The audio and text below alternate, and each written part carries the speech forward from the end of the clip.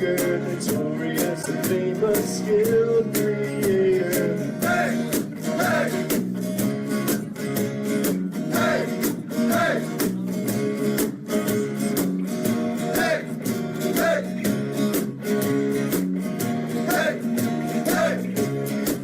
When it rains, it storms, but he's built like a stone, Roger Stone.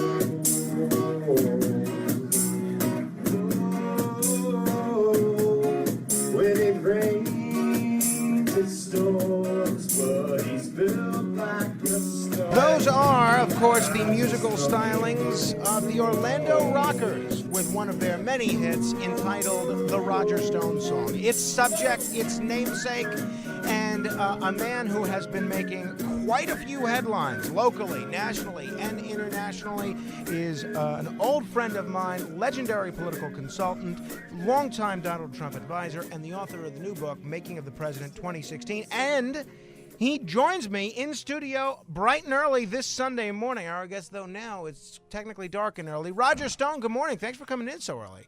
Frank, hand me that quadruple espresso, will you? I love being with you, but I rarely get up this early. I appreciate it. I'm sure we're catching you on a train or a plane or somewhere. Well, it was really late. It was a 6 martini night, I think. Well, maybe it was 4, but it seemed like 6. I have been there, and trust me, after Easter, I'll be there again. Now, a little later, we're going to be talking with Kristen Davis. Kristen Davis is the former Manhattan Madam, former New York gubernatorial candidate, and she has a number of other accolades to her name: author, columnist, go on and so forth, prison reform advocate. And that's how actually I met Kristen, through you. You asked me to talk with her about some media stuff, and then I ended up working her on her gubernatorial campaign in 2010. And one of her opponents was Warren Redlich, the Libertarian candidate that year. And apparently, we, the Kristen Davis campaign, were responsible for a campaign flyer that intimated that he was a pedophile. And you used some words in construction of this campaign flyer that he says were taken out of context. Now, I read in the papers this week that you were dragged into court to testify about this. Explain to us what went down back in 2010. 2, how I ended up avoiding being sued. I was a little disappointed by that because I was a pretty big part of the campaign as well. And 3, where this case is now. Sure.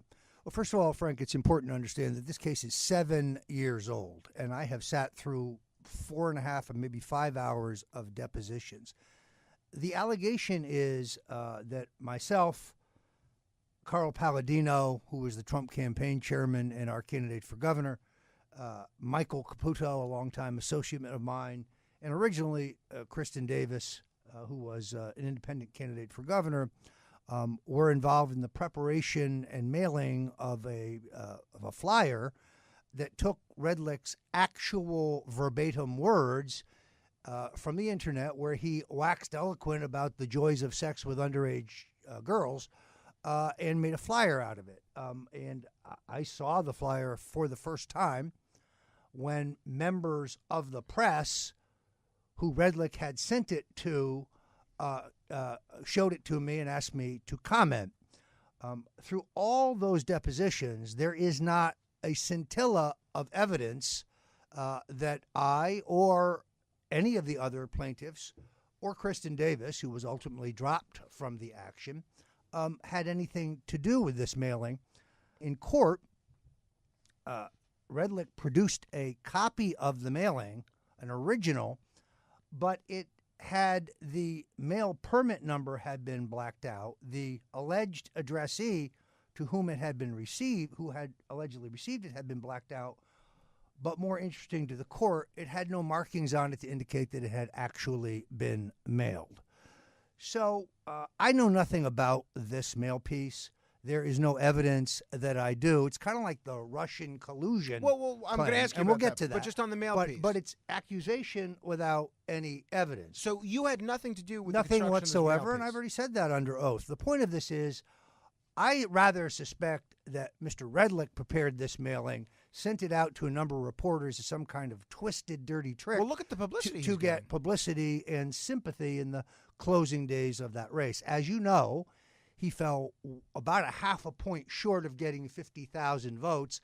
So he led the Libertarian Party into ignominy.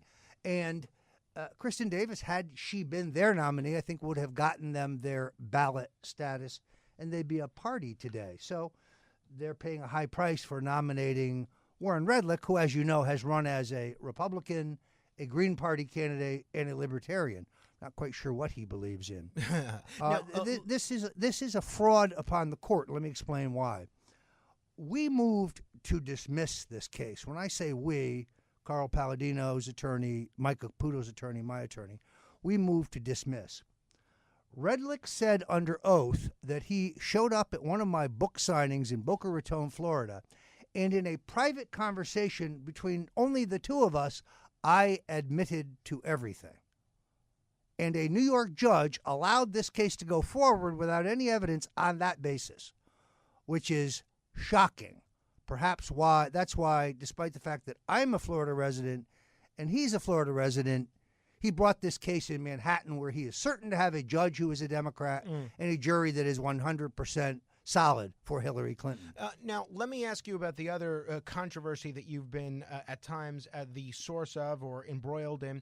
That's related to Russia. And if people are just tuning in, we're talking to Roger Stone, a longtime friend of mine, political compatriot for 17 years, and a key friend and advisor of Donald Trump for probably 3 decades. He's the author of a terrific new book all about how the Trump phenomenon came to be. It's called Making of the President 2016. It's available on Amazon. Also hosts his own radio show. If you go to stonezone.com, a whole world opens up. You could see books, columns, articles, podcasts, great stuff. But let me ask you about Russia. So you've said repeatedly on this show, on Joe Piscopo's show, Curtis Lewa's show, many different radio shows, TV shows, you name it, that you had nothing to do in terms of colluding with the Russians during the 2016 campaign. Then we learned that you were in touch with Guccifer 2.0, who's a hacker, who's believed to be a Russian agent. So are you telling a different story now that your tweets back and forth with Guccifer are known than you were saying a few months ago? No, not at all. First of all, my exchange with Guccifer 2.0 is now entirely public because I have released it. It's benign. It's innocuous. It's clearly not 007 stuff. That's number one. Secondarily, I dispute that he is a Russian hacker. The intelligence agencies say that, but they also said Saddam Hussein had weapons of mass destruction. There was no torture at Abu Dhabi prison. We were not transporting terrorists through rendition through third. So they lie before they get up, before they have breakfast. They've told their first lie.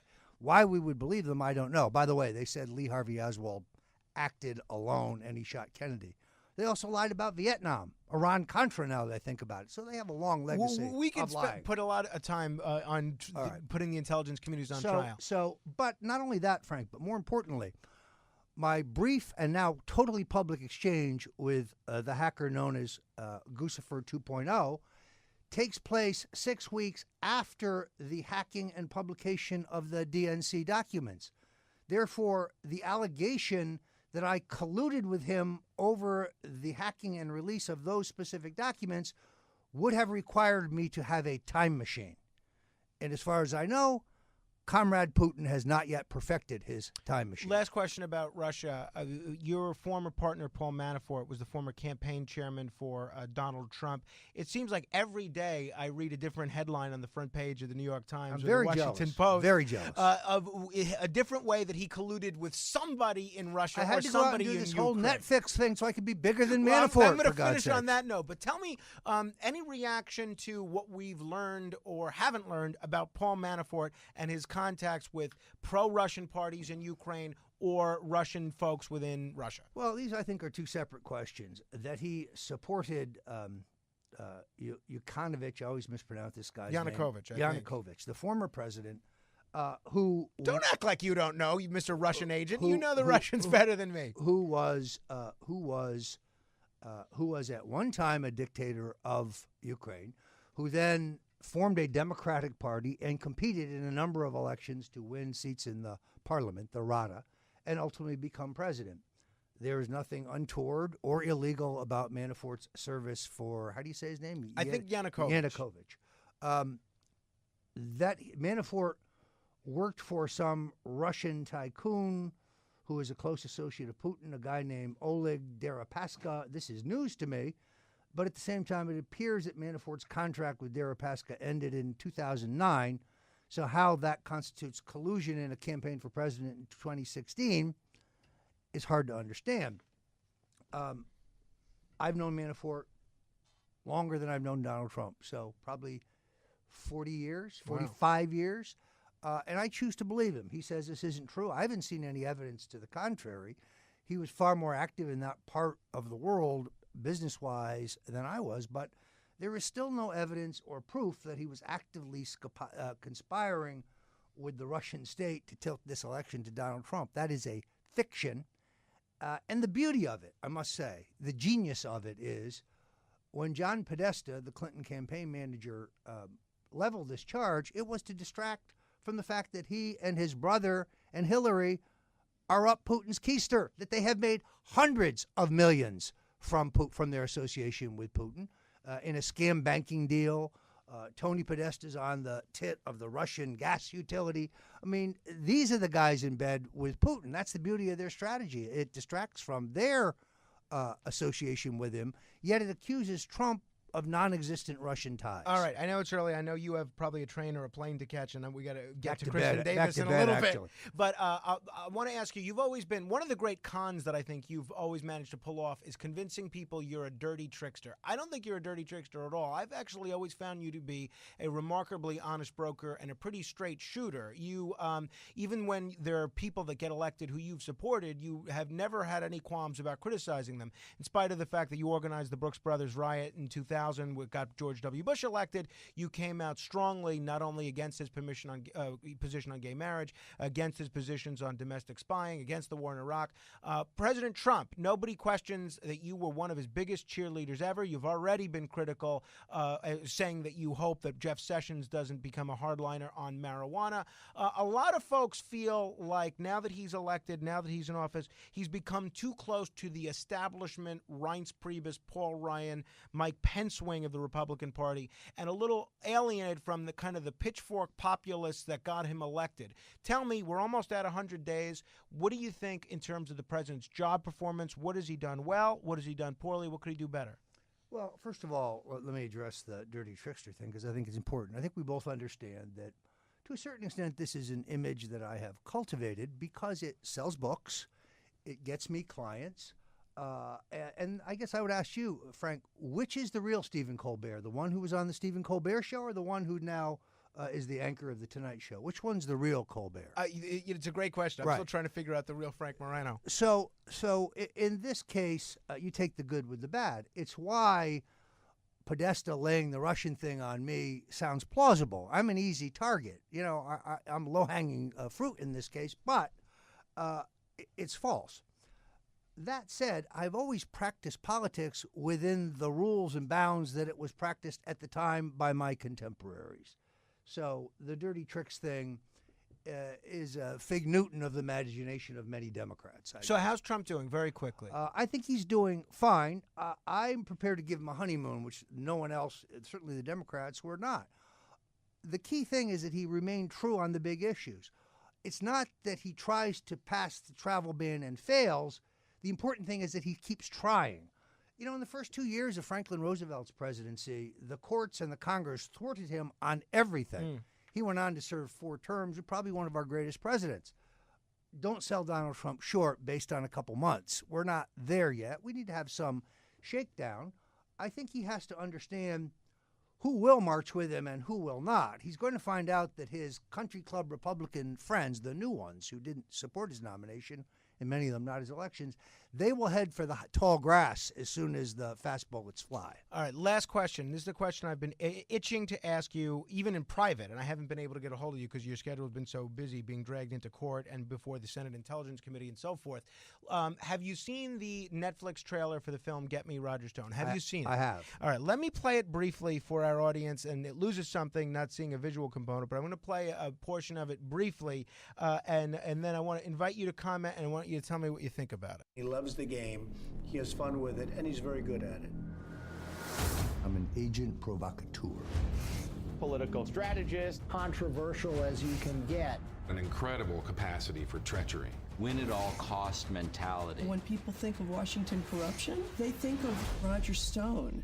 Those who say I have no soul, those who say I have no principles, are losers. Those are bitter losers. There's really nobody quite like Roger Stone.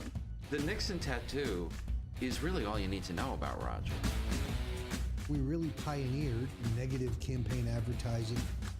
He created the modern sleazeball lobbyist. Washington's been worse for it ever since. Stone's rule: it is better to be infamous than never be famous at all. The swinger scandal happened. My private life is nobody's business. I got chased out of Washington. He's looking to see if he can find an angle. I was like a jockey looking for a horse. You can't win the race if you don't have a horse.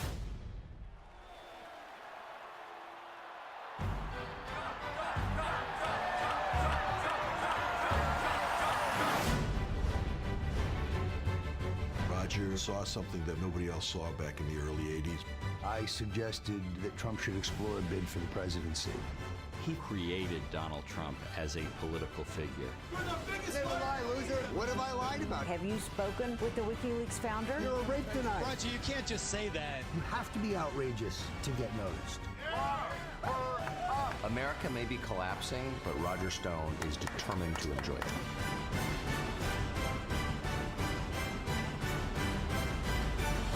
I revel in your hatred, because if I weren't effective, you wouldn't hate me. Get Me Roger Stone, coming to Netflix, I believe, in May. I have been itching to ask you, what did you think of the trailer? I liked the trailer. The woman who said, when people think of Washington corruption, they think of Roger Stone, I'm going to be suing her. The three guys who made this, the three producers, nice enough guys. This was produced over a long period of time, I think almost 5 years. More, I think even more than that, actually. It debuts at the Tribeca Film Festival on April 23rd. I will not be there, but three of the meanest libel lawyers I can hire will be there on my behalf. So I was given a producer credit for this film, even though my role in the production was minimal. Make a note. Put exactly. Morano Put me in the the lawsuit. I could be the only one, both a co-plaintiff and a co-defendant in terms of opposite ends of the Roger Stone lawsuit. But I was, part of me thought that, did not want to do it and allow my name to be a credit on it, because for a while in some versions of the edits it seemed like there was a little bit of an anti-Stone spin. But based on the trailer, which I think is a pretty good indication of how the final movie looks, I don't feel as if there's an anti-Stone spin. So you seem pretty comfortable with what you've seen in the trailer so far. Well, look, I think I'm on record as saying that all press is good press. I looked at that trailer a couple times and my name does appear to be spelled correctly in the Chiron, and it's pronounced correctly. So, there's something in there for everybody. The people who like me will find things they like in there. The people who hate me probably will as well. But as I say in the trailer, it is better to be infamous than never be famous at all. And if people want to see the trailer, they can go to my Facebook page, facebook.com/Morano fan. It's right up there. Roger, Making of the President 2016. It's flying off the shelves and flying off Amazon. Best of luck with it. We'll hope to talk to you again soon. Frank, I'm going to be honest with you. At this point, so much has transpired since the election. The recount, the attempt to flip the Electoral College, the false allegations of Russian meddling. I think a sequel book is in the works, and the working title, From Russia with Love. I love it. I love it. With apologies to Ian Fleming. If you have any comments, questions about my interview with Roger Stone, you can give me a call at 877-970-2999. That's 877-970-2999. Coming up next hour, we're going to talk with fellow Stone Morano compatriot, Kristen Davis. Trust me, you are not going to want to miss that one. This is Frank Morano here on AM 970, The Answer.